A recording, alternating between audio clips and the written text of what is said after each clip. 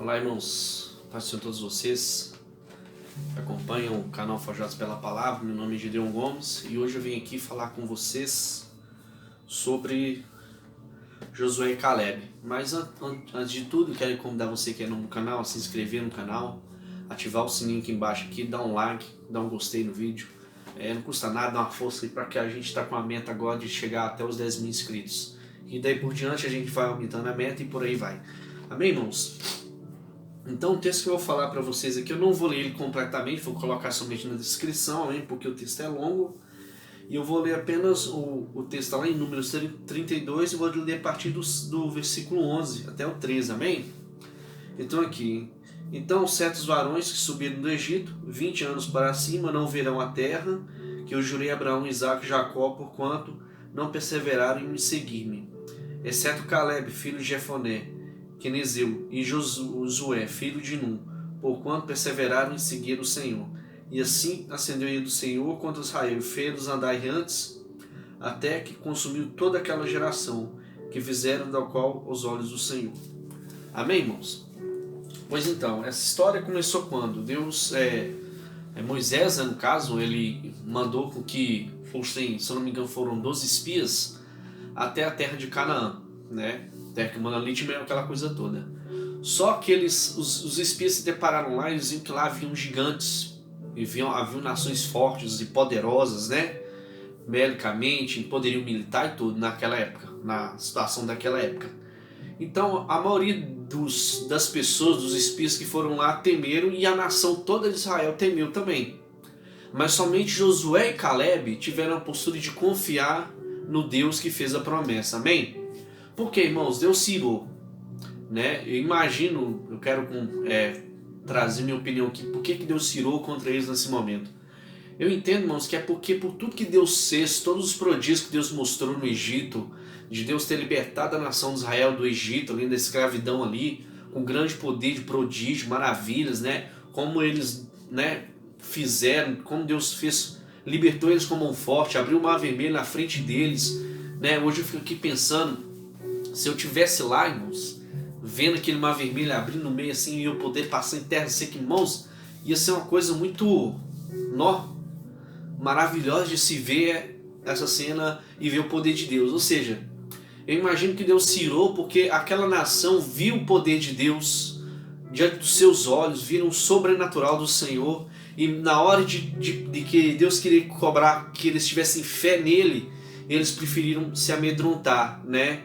E isso é um exemplo para nós, porque, irmãos, Deus fez tanto por nós, tem feito tanto, tem nos abençoado ricamente, e o Pai, Ele quer que nós tenhamos confiança nele, amém? Não temer o gigante, não temer o exército, a fortaleza que nós vamos ter que enfrentar, mas confiar em Deus, confiar no Deus que faz todas as coisas, amém?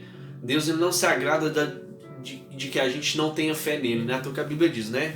Que sem fé é impossível agradar a Deus, tá? Se eu não me engano, está lá em Hebreus, na carta dos Hebreus. Então, irmãos, Deus, Ele não se agrada da falta de fé em nós. Se você não confia em Deus por alguma coisa que Ele te promete, porque primeiro você tem que entender, quando Deus fala que vai fazer uma coisa, Ele faz. Em toda a Escritura você vê essa tensão. Quando Deus fala que vai fazer uma coisa, a coisa acontece. Deus prometeu a Abraão que ia conceder Isaque, e assim foi. Prometeu da terra prometida, e assim foi. O Senhor prometeu e eles pisaram na terra, amém?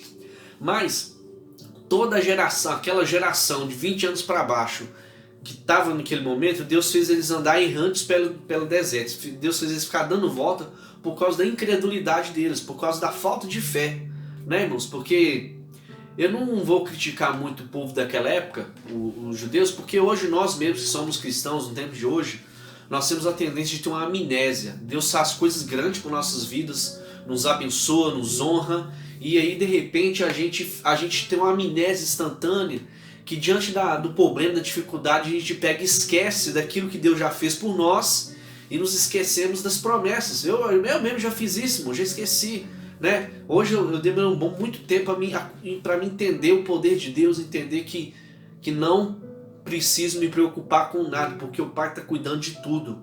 O Pai cuida de nós, o Pai cuida de todas as coisas. E Ele vem trazer as bênçãos e faz que as bênçãos venham acontecer em nossas vidas. mas nós precisamos confiar e nos entregar ao cuidado do Senhor. Então aquela geração toda que morreu no deserto foi porque não confiou no Senhor. Amém? E se nós não confiarmos no Senhor, não acreditarmos nele, no que ele pode fazer, irmão, Deus só age de acordo com sua fé. Amém? Deus só vai agir pela sua vida se você crer. Se você tiver uma duvidazinha, tiver um medozinho, Deus não vai agir.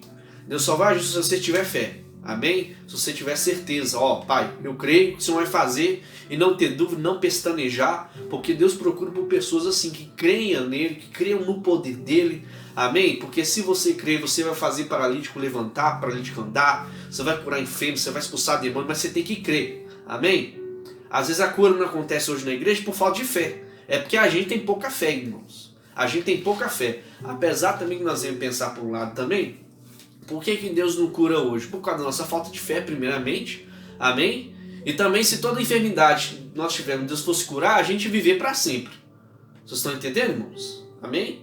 Então, a gente tem que entender, temos que ter fé em Deus, temos que confiar nas promessas do Senhor, né? A palavra de Deus fala que a gente, lá no Salmo 37, sim, fala que nós devemos entregar o nosso caminho ao Senhor, confiar nele, que o mais ele vai fazer por nós, amém?